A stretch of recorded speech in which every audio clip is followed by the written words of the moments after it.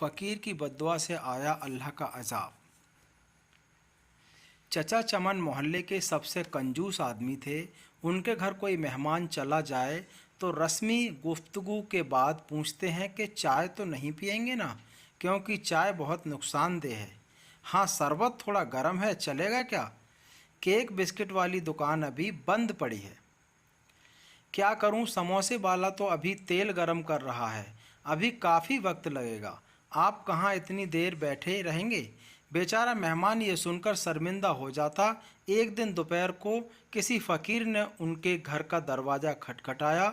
चचा चमन ने दरवाज़ा खोले बगैर पूछा, कौन है? फ़कीर बोला, बेटा मेहरबानी करो, मुझे कुछ पैसे दे दो, मेरे पास सब्जी है, रोटी खरीद कर खा लूँगा। चचा चमन ने बोला, जाओ जाओ, दफ़ा हो जाओ, नहीं है मेरे पास पैसे। पता नहीं कहाँ कहाँ से ऐसे भिखारी आ जाते हैं मांगने के लिए, खाने से दिल नहीं भरता। चचा चमन ने बेचारे फ़कीर को खूब बातें सुनाई। फ़कीर मायूस हो गया। आखिर उसकी ज़ुबान से बद्दुआ निकली, अल्लाह तुझे हमेशा खाने से दूर रखे, तू भी कुछ ना खा सके। इतना कहकर वो फ़कीर वहाँ से चला गया। कुछ दिन बाद चचा चमन के पेट में शदीद दर्द उठा। दर्द इतना शदीद था कि वो तड़प उठा। घर वाले उनको हॉस्पिटल ले गए। हॉस्पिटल से चचा चमन के मुख्तलिफ टेस्ट हुए। आखिर पेट के दर्द का पता चल गया।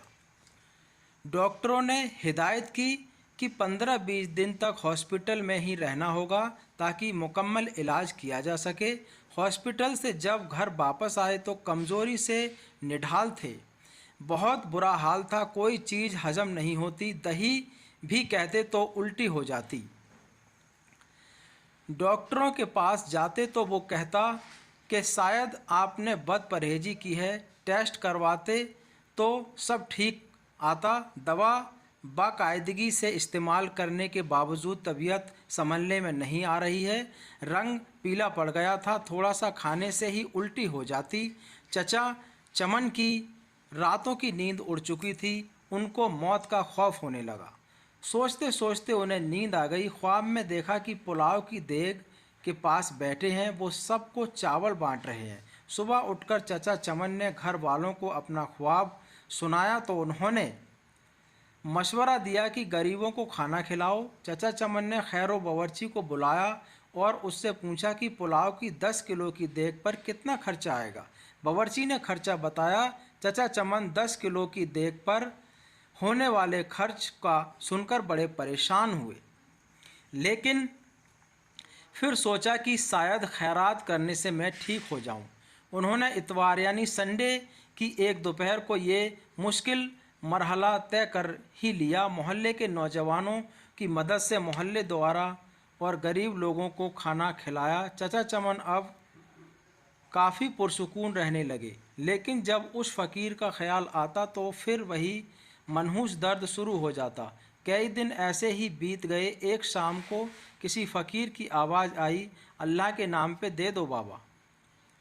देखा कि वही फ़कीर खड़ा था जिसने उन्हें बद्दुआ दी थी। चचा चमन उस फ़कीर का हाथ पकड़कर अपने घर के अंदर ले आए। फ़ौरन ही उन्होंने अपने बड़े लड़के को होटल से कई किस्म के खाने लाने के लिए भेजा। कुछ ही देर में लड़का होटल से बहुत से खाने ले आया। चचा चमन और फ़कीर ने पेट भरकर साथ में खाया। जाते वक्त फ़कीर बहुत खुश था। एक हफ़्ता इलाज के बाद चचा चमन मुकम्मल तौर पर सेहतयाब हो चुके थे। प्यारे दोस्तों, अगर आप लोगों को हमारी ये पोस्ट पसंद आई हो और अगर आपको इस पोस्ट से कुछ इल्म हासिल हुआ हो तो नीचे दिए गए शेयरिंग बटन को दबाकर बराए मेहरबानी इस पोस्ट को शेयर ज़रूर कर दें। शुक्रिया।